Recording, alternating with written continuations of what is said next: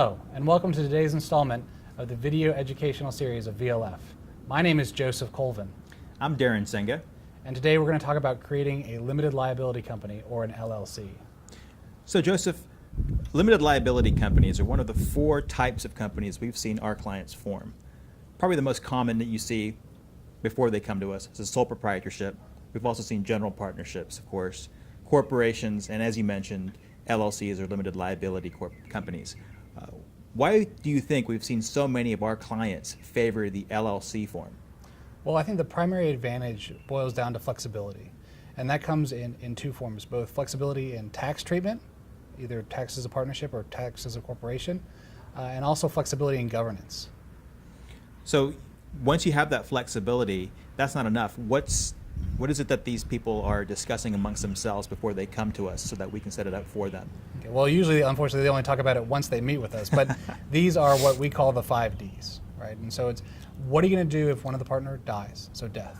What are you going to do if one of the partners gets a divorce, because Texas is a community property state? What are you going to do when one of the partners wants to sell? It's a disposition. What are you going to do if one of the partners who's active and is also an employee becomes disabled? And finally, what happens if one of the partners becomes subject to a judgment or files bankruptcy? That's called divestiture. Interesting. I guess I would add to that perhaps a 5th D, which is distribution. And that's really the question of what is the company going to do with the money as it comes in and it meets its expenses and it starts turning a profit.